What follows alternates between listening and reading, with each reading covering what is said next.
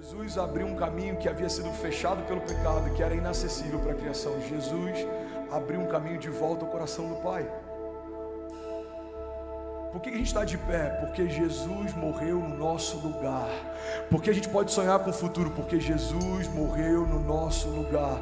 Por que as promessas de Deus são reais e vão se cumprir? Porque Jesus morreu no nosso lugar. O milagre da substituição, naquela cruz, o bendito se fez maldito, o santo se fez pecado, o limpo se tornou sujo, o puro se tornou impuro. A Bíblia diz que ele não cometeu pecado. Aquele que não cometeu pecado se fez pecado por nós, para que nós fôssemos feitos justiça de Deus. O que aconteceu naquele dia, irmão? Jesus recebeu a condenação que era sua e deu para você a herança que era dele. Jesus pegou o boleto que era seu e deu para você. Eu estou falando de uma forma, a dinâmica mais infantil do que essa eu não consigo. E deu para você o carro que era dele. Ele falou: eu pago, mas e o carro? Agora é seu, usufrui. Ele pagou o preço. A Bíblia diz que naquele dia ele despojou. Você sabe o que significa despojar? Significa remover a autoridade. Ele despojou principados e potestades. Colocou naquela cruz uma escrita de dívida que era contrária a cada um de nós, e fez de todo o inferno um espetáculo público, triunfando sobre eles na cruz. Jesus se fez maldito para você ser abençoado. Jesus se fez pecador para você ser santificado. Jesus se fez doente para você ser sarado. Alguém aqui, pelo amor de Deus? Jesus se fez homem para você ser feito filho de Deus. Jesus se fez escravo para que você fosse feito livre. E a gente precisa colocar as coisas no seu devido lugar, para que a gente não seja uma igreja que só persegue milagres. Milagres são bons, fala comigo, milagres são bons, mas eles só duram um tempo. Qual o problema dos milagres? Eles são temporários. Milagres de cura só duram até você morrer. Milagres financeiros só duram até você morrer. Milagres de portas abertas só duram até você morrer. Mas o milagre da salvação fala a respeito de uma porta aberta para a eternidade. É por isso que não faz sentido perseguir algo que dura um tempo. Eu tenho 25 anos, Deus me curou quando eu tinha 20. Glória a Deus por isso. Mas talvez com 60, talvez com 80, talvez com 90, a minha história não exista mais. E aí, o que fica depois do último dia? A eternidade com Ele. Você percebe que não faz sentido perseguirmos os caminhos de Deus para viver milagres para hoje e não perseguirmos o caminho de Deus que nos dá a garantia de uma vida eterna com Ele? Jesus abriu para nós o acesso ao caminho mais glorioso que existe em toda a história. Jesus abriu um caminho que nos leva de volta à presença do Pai. Alguém está aqui? Diga amém. João 17:1 diz: depois de dizer isso, Jesus olhou para o céu e orou. Ele disse: Pai, chegou a hora, glorifica o teu Filho, para que o teu Filho te glorifique, pois lhe deste autoridade sobre toda a humanidade, para que conceda a vida eterna a todos os que lhe deste. E essa é a vida eterna. Irmão, pega isso, isso é muito poderoso. Engraçado, quando eu fico cansado, eu fico gago. Meu cunhado, se estiver assistindo isso, ele vai amar. Isso é muito glorioso. Jesus diz: e essa é a vida eterna. 2 pontos: que te conheçam. A vida eterna é conhecermos a Deus. A vida eterna está em conhecermos a Deus. Ele continua dizendo: o único Deus verdadeiro, e a Jesus Cristo, a quem enviaste. Eu te glorifiquei na terra, completando a obra que me deste para fazer.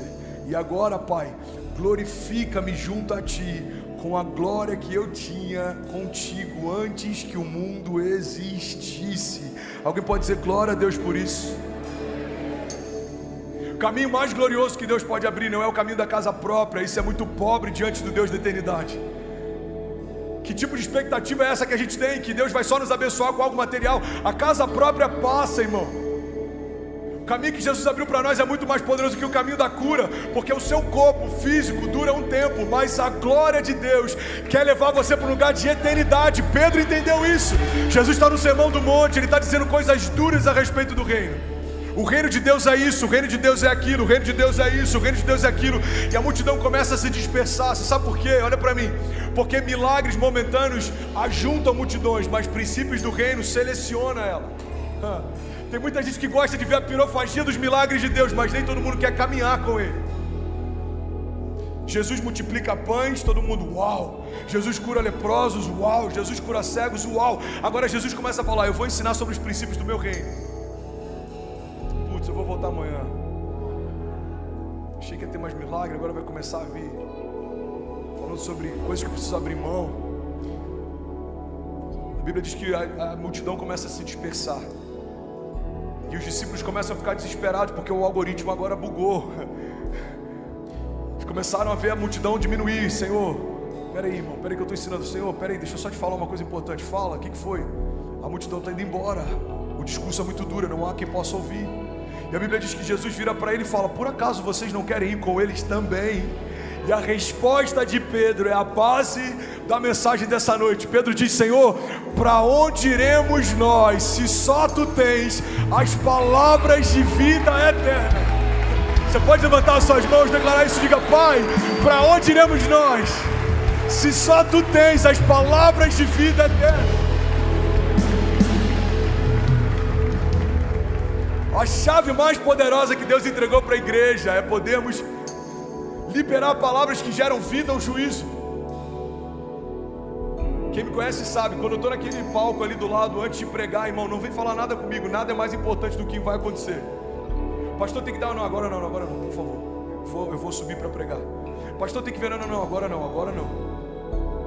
Porque esses 30 minutos podem determinar o destino de alguém. Todas as vezes que a palavra é revelada, só tem dois caminhos, irmão: ou salvação ou juízo. Estamos revelando o Deus da salvação, estamos revelando o caminho de vida eterna, estamos revelando os projetos que Deus tem para você. Irmão, só tem uma escolha: ou você escolhe mergulhar, ou você escolhe não mergulhar. Fala para quem está do seu lado, não há neutralidade no reino de Deus. Não há neutralidade. Ou você escolhe os caminhos de vida eterna, ou você escolheu não acessá-los. Tem um salmo que eu sou apaixonado. Esse salmo ele fala do tamanho, da glória, da onipresença de Deus. Ele está em todos os lugares, irmão. Jesus está em todos os lugares. O Espírito Santo de Deus está em todos os lugares. A presença do Pai está em todos os lugares. Salmo 139, ele diz: para onde eu poderia escapar do Teu Espírito? Para onde eu poderia fugir da Sua presença? Se eu subir aos céus, lá estás. Se eu fizer a minha cama na sepultura, também lá estás. Se eu subir com as asas da alvorada e morar na extremidade do mar, mesmo ali a Sua mão direita me guiará e me susterá. E mesmo que eu dissesse, as trevas me encobrirão e a luz se tornará noite ao meu redor, eu verei que nem as trevas são escuras demais para Ti, e a noite brilhará como o dia, pois para Ti as trevas são luz. É esse tipo de caminho que eu quero falar nessa noite. Alguém está comigo? Diga amém. Que lugar é mais alto que a presença de Deus? Que lugar é mais glorioso que a presença de Deus? Que milagre é mais poderoso do que ter acesso novamente à presença de Deus? Jesus comprou você para te entregar de novo para o Pai.